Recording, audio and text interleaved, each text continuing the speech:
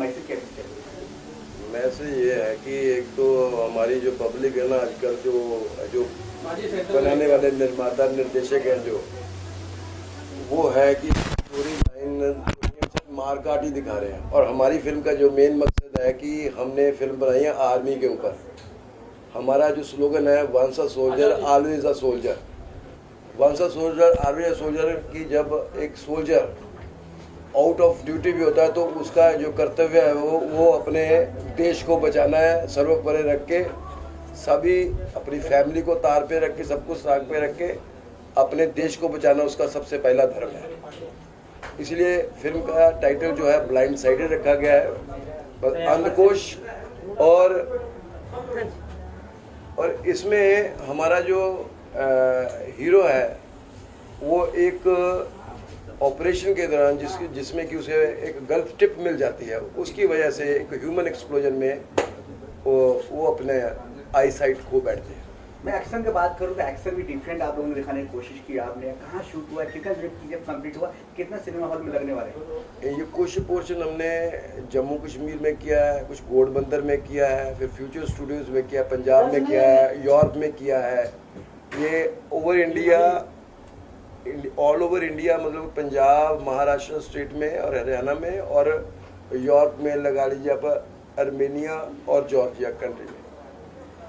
Title name है जो picture के है, किस तरह आपने सोचे, कैसे नाम रखा गया? एक्चुअली पहले हमारा टाइटल था राजदार। राजदार क्या है कि टाइटल हमें कि रिन्यू का इन्होंने हमें कोई नोटिफिकेशन नहीं निकाला इंपा वालों ने, और राजदार टाइटल हमारे हाथ से निकल गया। इसलिए ब्लाइंड साइडेड हमारे लिए एक अच्छा ऑप्शन था। और ब्लाइंड साइडेड हमारे हीरो के ऊपर एक सटीक बैठता है। और एक अंधकोश, मैं बोलता हूँ कि एक अंधा एक कॉर्नर होता है जहाँ पे कुछ राज छुपे रहते हैं, तो वो राज जानने के लिए पब्लिक को थिएटर में जाना पड़ेगा। एक हैवी बजट का आप फिल्म बना रहे हैं क्योंकि आर्मी आप यूज कर रहे हैं, आर्मी का ड्रेसेस है और बंदूकें, एक हैवी बजट हो जाता है। आप दूसरी भी कुछ ले सकते हैं क्योंकि सब जो रोमांटिक फिल्म होती है उसमें बजट थोड़े कम होते हैं और आजकल चलन भी वैसा चलता है। बहुत कम फिल्में जो हैवी बजट की होती है इस तरह ले रहे हैं लोग। नहीं, एक्चुअली क्या था कि आरपी यादव बहुत बड़ा नाम है एक्शन मास्टर में, और दीपक शर्मा जी, तो हम किसी भी तरह किसी तरह का कोई कॉम्प्रोमाइज़ नहीं करना चाहते थे। अगर बनाना है तो फिर अच्छे ढंग से बननी चाहिए। तो हमने जो हर एक चीज़ को, हर एक इवन कि हर एक सिंगल कैरेक्टर को जिसने एक छोटा सा भी रोल निभाया है उसका भी हमने स्क्रीन टेस्ट लिया, उसको भी हमने क्लासेस ली हैं। 6 महीने तक क्लासेस चलती रही हमारी थिएटर्स में। उसके बाद जाके हर एक टेररिस्ट और एक आर्मी का जो जवान है उसको भी हमने बहुत बारीकी से सोच समझ के कास्ट किया है। एक आप स्टार्ट में आ रहा था लाइन कि ये जो है सत्य घटना पे आधारित है, अगर उस साइड से कुछ बता सके, कुछ ब्रीफ दे सके दर्शकों। ये एक हमारे एक लकीरें करके एक बुक आई थी जिसमें कि एक पहले ये घटना वाकई में हो चुकी है कश्मीर में। तो वो इंसान एक आर्मी ऑफिसर था, लेफ्टिनेंट था, और उसके पास कुछ ऐसे राज थे और जो कि वो उसने अपनी फैमिली गवा दी, मगर वो उसने उफ तक नहीं किया और उसने अपनी पूरी फैमिली का बलिदान दे दिया, मगर उसने वो राज नहीं बताए। उससे मैं बहुत प्रभावित हुआ और उसको मैंने इसमें थोड़ा पोर्ट्रेट करने की कोशिश की अपने हीरो के जरिए। सर एक चीज और है कि आप मनोज कुमार जी से भी काफी प्रभावित हैं और उनको ये क्योंकि हमारा दोनों का डेट ऑफ बर्थ 24 जुलाई है। मैम आप क्या कहना चाहेंगे, किस तरह से फिल्म से जुड़ी हैं, क्या कहना? मैं तो यही कहना चाहूँगी कि आप ऑडियंस को ही कहना चाहूँगी कि जो यंग जनरेशन है कि वो जरूर देखे मूवी के। हाँ जी, कि अच्छा है कि आगे यंग जनरेशन है जो कि ये न सोचे कि कोई दूसरे मतलब आप फिल्म लाइन से ही हैं या आप कुछ भी हैं, स्ट्रगलर हैं कि हम ये नहीं कर सकते। टैलेंट है तो हर बच्चा, हर लड़की लड़का आगे आ सकता है। एक्चुअली मिकी फ्लिक्स खोला ही इसीलिए गया है कि हम यंग लड़के लड़कियों को, चाहे वो टेक्निकल डिपार्टमेंट से हो चाहे वो आर्टिस्ट डिपार्टमेंट से हो, सभी को एक बराबर मौका दिया जाए। किस तरह सिलेक्शन हुआ आपको पिक्चर में, कास्टिंग की किस तरह सिलेक्शन किया आपने? हमने थ्रू आउट आप कह लो कि हमने पूरे वर्ल्ड में ही रखा था इसका, और इसमें जो बंदा शॉर्ट लिस्ट होकर है उसको बहुत से पड़ाव के ऊपर से होके आना पड़ा है। हर एक बंदे को छोटे से छोटे रोल वाले को भी, और उसकी बड़ी बारीकी से सिलेक्शन हुई है। उसको जो कॉस्ट्यूम हमने फिल्म में यूज़ किया वही कॉस्ट्यूम पहना के, वही मेकअप करवा के उनका स्क्रीन टेस्ट लिया गया, वो डायलॉग्स परफॉर्म करवाए गए, और जो उसमें शॉर्ट लिस्ट होता गया आगे और उसको आगे कास्ट किया। फिल्म 14 मार्च को रिलीज हो रही है, कहाँ का इंडिया में रिलीज हो रही है? ये थ्रू आउट इंडिया पे सभी स्टेट्स में, पंजाब, महाराष्ट्र, उड़ीसा, गुजरात, बिहार, यूपी और इधर साउथ साइड में सभी जगह पे पैन इंडिया रिलीज है। फिल्म में गीत संगीत की बात करते, किसने किस संगीत दिया? इसमें म्यूजिक दिया है उज्जवल राय चौधरी जी ने और मिस्टर मनोज कुमार भास्कर। इनने हमारा जो रिकॉर्डिंग हुई है गीत ऑडियो क्राफ्ट में और SPS स्टूडियोज में हुई है, बहुत बेहतरीन है, जहाँ पे सलमान खान साहब के गाने रिकॉर्ड होते हैं, और बहुत ही प्यारा म्यूजिक है, सभी को बहुत पसंद आएगा, लोगों की जुबान पे चढ़ने वाला म्यूजिक है। और फिल्म में देखा जाए तो इसमें अपने सिनेमा 14 मार्च को रिलीज किया, बहुत कम टाइम में जो पब्लिसिटी स्टार्ट की, इसका क्या सर क्या है कि सिनेमा थिएटर्स मिल नहीं रहे हैं, सिनेमा थिएटर्स की इतनी मारामारी चल रही है कि फिल्में धड़ाधड़ बड़ी से बड़ी फिल्में आ रही हैं, और हम किसी के कंपटीशन में नहीं है, हमें अपने प्रोडक्ट पे पूरा भरोसा है, हमने जो बनाया है वो हम पब्लिक की कसौटी पे खरे उतरेंगे।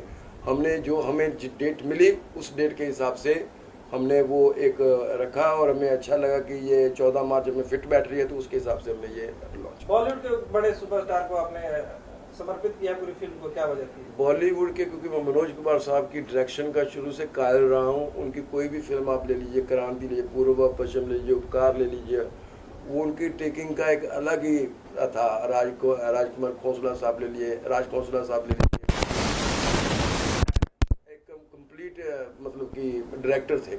और मनोज कुमार साहब को मैं इसलिए, क्योंकि उनका म्यूजिक में सिलेक्शन, क्योंकि as an actor, director, writer, producer, director, क्योंकि ये सारे गुण मुझ में भी हैं, और पिछले बर्थडे में मैं उनके पास होके भी आया था।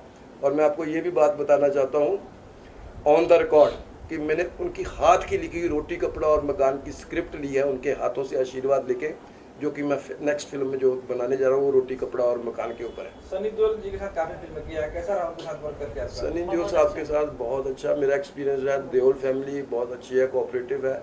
उनकी होम प्रोडक्शन मैंने इंडियन में भी काम किया है, गदर में काम किया है, एक प्रेम कथा, मातु इस्लाम में काम किया है, दुश्मनी पहले जो आई थी उसमें काम किया है, आगे आने वाली जाट आ रही है और कई फिल्में आ रही हैं जिनमें मैं काम कर रहा हूँ सनी देओल जी के साथ। तो सनी देओल जी ने जो गदर में चापाकल उखाड़ा था उसमें मदद किया था आपने उखाड़ने में? नहीं, ऐसा कुछ नहीं किया है। पारिवारिक लोगों को सोच सकता सहयोग दिए होंगे आप लोग? नहीं, वहाँ तो ये बोला गया था कि मील भर भगा के मैं लाया हूँ और हाथ तू लगाएगा, वो यही। आपका क्या ऐसा रोल था, जरा हमारे दर्शकों को बताएं जरा एक बार। गदर में एक्चुअली पहले तो मेरा जो था रोल वो जो अपनी अमीषा पटेल के शौहर का रोल था, मगर किसी कारणवश मैं बोलना नहीं चाहता, तो अनिल शर्मा जी के कुछ रिलेशंस में से कुछ आ गया था, तो हमारे रोल की अदला बदली हो गई थी। तो इसलिए मैं रोल को कोई छोटा बड़ा नहीं समझता, जो रोल मिले उसे बाखूबी निभाना चाहिए। जो कि राज कपूर साहब ने कहा है, एक भंगी का रोल भी निभाना हो ना तो झाड़ू मारना आना चाहिए। क्या बात है। आपके बैनर तले क्या क्या आने वाला है आपके बैनर तले? हाँ जी, आपके प्रोडक्शन हाउस और कुछ फिल्में बन रही है? हमारे प्रोडक्शन में अभी 4 फिल्में कतार में हैं, जो कि नेक्स्ट फिल्म जो आ रही है वो पंजाबी फिल्म है, जो कि एक 2 भाइयों कहानी है, जो डिवीजन के वक्त एक इधर आ जाता है और एक पाकिस्तान में रह जाता है। ये 1947 का। हाँ, इस फिल्म में आपने जैसे सनी देओल के साथ बड़े बड़े हीरो के साथ काम किया है, तो किसी बड़े सुपरस्टार को कास्ट क्यों नहीं किया, अपने बेटों को कास्ट किया? देखिए सर, जब एक बड़े स्टार को लिया जाता ना, वो एक बड़े सफेद हाथी को पालने वाली बात हो जाती है। उनके साथ फिर 20-20, 25-25 लोग चलते हैं। मैं नहीं चाहता था कि अगर कोई हम शॉट हमारा रेडी है तो हम जाएं और वो उन पे मसरूफ हों, उनके साथ 20 लोग और आके मीटिंग में बैठे हों। मैं चाहता था कि मेरी फिल्म टाइम पे ख़त्म हो। वैसे जो रोलेक्स वाला रोल है पहले जैकी दादा करने वाले थे, जैकी दादा की कुछ घरेलू प्रॉब्लम्स थी, इसी कारणवश वो कुछ नहीं कर पाए। फिर सेकंड में ऑप्शन में थे योगराज सिंह, जो यूवी के पापा हैं, क्योंकि पंजाबी फिल्म में हमने बहुत इकट्ठे काम किया एज अ मेन विलन। वो मेरे फादर की भूमिका भी निभा चुके हैं। तो वो ऑस्ट्रेलिया में किसी काम की वजह से मसरूफ़ थे, तो वो ऑन टाइम आ नहीं सके। तो फिर मेरी वाइफ ने कहा कि आपको ही जंप करना पड़ेगा। तो मेरे लिए फिर बहुत बड़ा चैलेंज हो गया। तो as a writer, producer, director, और फिर एक और मेरे साथ जुड़ गया कि मुझे एक्टिंग भी साथ में एक्टिंग करनी तो थी, बचपन से ही करता था। तो फिर मैं ऐसे इस फिल्म चैलेंज। में अपने बेटा को कास्ट किया, हाँ जी। कितना आप दोनों कंफर्ट थे शूटिंग कर रहे थे उसमें? नहीं सर, इतना कंफर्ट जोन में तो नहीं था। जब एक्शन में हम आते थे दोनों आमने सामने तो बहुत दर्द होता जब मैं अपने बेटे को मारता था, मगर रियल में मारते थे क्या? रियल में तो भी कई बार मारते तो थे। रियल में रियल ठुड्डे भी में पड़ते मारते थे, थे, रियल और में वो मारते ठुड्डे वो वहाँ पे नहीं पड़ते थे, यहाँ पड़ते थे। और कई बार मैं वहाँ पे चुप होके एक साइड पे कॉर्नर पे जाके 2 आंसू बहा लेता था, मगर मैं अपने बेटे को भी बोला, बेटा अब हमारी परीक्षा का टाइम है, हमें एग्जाम में बेहतरीन नंबर लेके आने हैं। तो उसने अपना काम निभाया, मैंने अपना काम निभाया, बस। मैडम आप अपने और बताएं, आप इस फिल्म में कैसे जुड़ी हैं? मैं जुड़ी गया, मुझे जोड़ दिया गया। नमस्कार एक तो सबको। जुड़ी समझो कि जहाँ कैसे भी। और इनके बिना हाँ, हो ही नहीं सकता मेरे था बिना प्रोजेक्ट। तो कुछ नहीं। सबको मैं टाइम टाइम पे मेरा था कि इनका सेट पे time एज अ पे माँ set का रोल पे- था, सबको खाना पूछना, हाँ। सबको ये सब ठीक ठाक है, सबको हर एक चीज को हल्लाशेरी देना और सारे क्रू को एक साथ बांध के रखना, इनका ये ड्यूटी बहुत बड़ी थी जो इन्होंने बाखूब निभाई है। दर्शकों से कुछ अपील करना चाहेंगे? मैं दर्शकों से ये अपील करना चाहूँगा कि आप नए डायरेक्टर प्रोड्यूसरों को भी हाँ, आप मौका दीजिए और- मौका दीजिए। हम आपके लिए कुछ एक नया चीज़ लेके आउट ऑफ द बॉक्स है ये फिल्म, आप देखेंगे तो आपको मालूम चलेगा। ये फिल्म एक अलग ही जॉन की है, इसमें एक्शन, थ्रिल, इमोशन सब कुछ है। 1-2 सीक्वेंस तो ऐसे आएंगे कि पब्लिक रो डालेगी फिल्म में, और फिल्म में ये पैसा वसूल फिल्म है। As a audience point of view से बोल रहा हूँ, जो भी 200-300 रुपया खर्च किया, क्योंकि हमने बहुत पैसे खर्च किए हैं और बंक करके भी जाते रहे अपने टाइम पे। मैं चाहता हूँ कि हमने ऐसी फिल्म बनाई है कि जो वो पैसे लगा के जाए देखने और उनके वसूल हो जाए। क्या बात है, क्या बात है। सर इस फिल्म में किस तरह की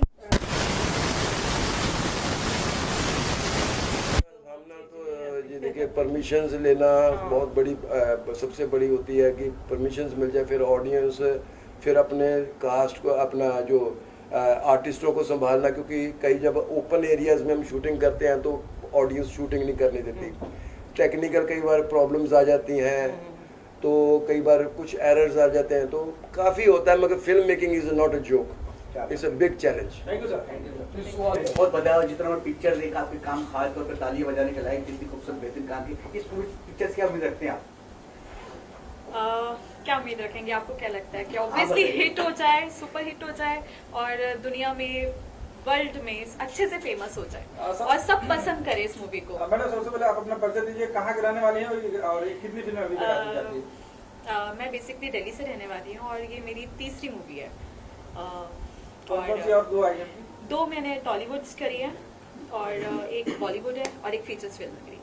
कैसे लगा वो फिल्में करनी चाहिए, बचपन से शौक था या फिर एक बार कुछ मिला है? एक्चुअली ड्रीम तो बचपन से ही है ऑब्वियसली, बट स्टिल हीरोइन और लाइक एक्शन ट्रेलर जो इस मूवी में मैंने किया है वो ही मैं चाहती थी बचपन से कि ऐसा एक्शन ट्रेलर कुछ करूं, तो वो ही मुझे मिला है Action के और ये साथ- अपॉर्चुनिटी मेरे लिए बहुत बहुत अच्छी है एक्चुअली। एक्शन के साथ आपका ग्लैमर भी बहुत अच्छी तरह से इन्होंने प्रेजेंट किया है। Thank you so much.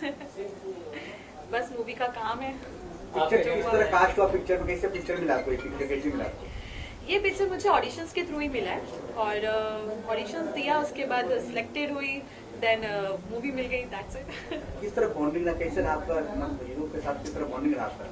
देखिए पूरी टीम बहुत अच्छी है, बहुत अच्छी है, रिलेशंस बहुत अच्छा है सबके साथ। हम प्रोड्यूसर, मैम और हीरो को एक्टर जो भी बाहर है अभी अनफॉर्चुनेटली नहीं है यहाँ पे, सबके साथ बहुत मजा आया आपके काम सीन करके। ज्यादातर कहाँ शूट हुआ है, इंडिया या इंडिया आउट ऑफ इंडिया? नहीं, इंडिया में भी हुए हैं और यूरोप में भी हुए हैं, सब जगह हुए। फिल्म का हीरो जो रघुवीर सिंह जी, हाँ जी। आपके साथ उनका क्या कम्युनिकेशन था?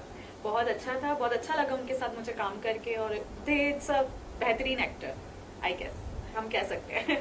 ये आपके किरदार के लिए आपको किस तरह की तैयारी करनी पड़ी? यार इसमें मुझे बहुत एक्शन करना पड़ा जिसमें मैं बहुत इंजर्ड हुई हूँ, बहुत मेहनत लगी मेरी, ये कह सकते हैं। बहुत इंजर्ड हुई हूँ ड्यूरिंग शूटिंग, ड्यूरिंग प्रैक्टिस, बहुत प्रैक्टिस करी है हमने और वो आपको मूवी में पता चल जाएगा कितनी प्रैक्टिस करी है एक्चुअली। के संधू जी फिल्म के डायरेक्टर हैं, प्रोड्यूसर हैं, राइटर हैं, हाँ जी। उनके बारे में क्या कहना चाहेंगे?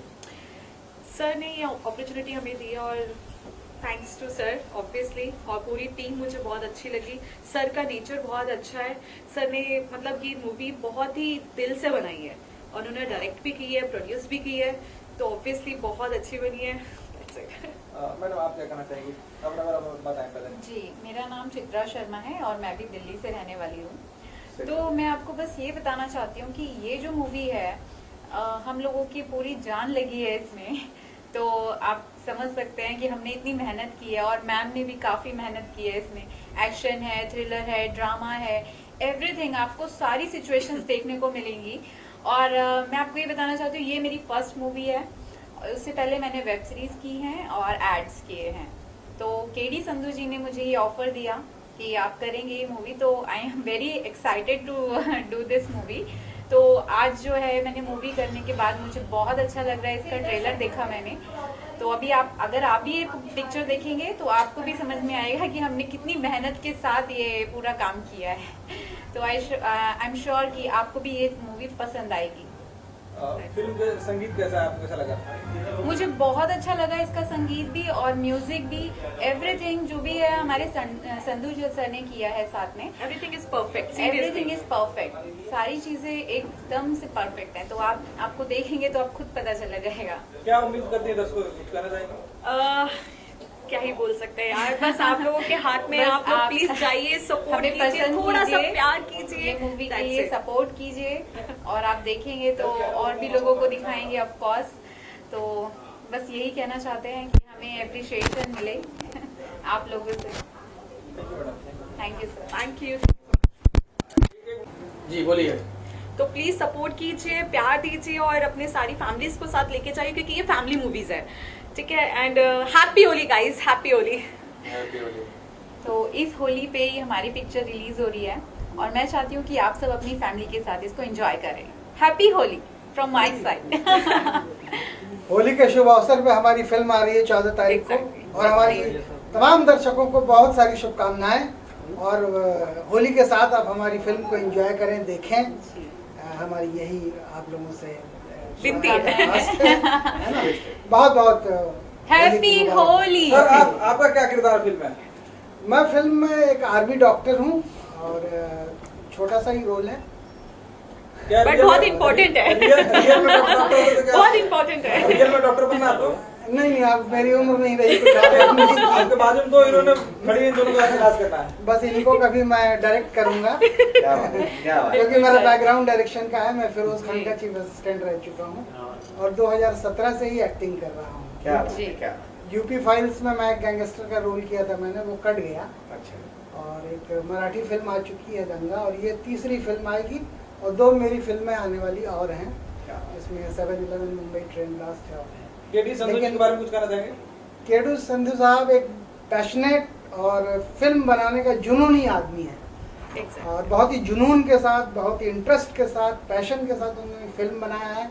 इसको लिखा भी है, डायरेक्ट भी किया है, प्रोड्यूस भी किया है, और पोस्ट प्रोडक्शन के आखिरी फ्रेम तक वो मतलब इसमें मेहनत करते रहे।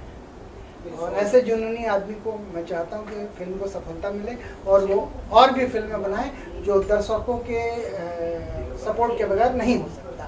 Thank you so much. Thank you so much.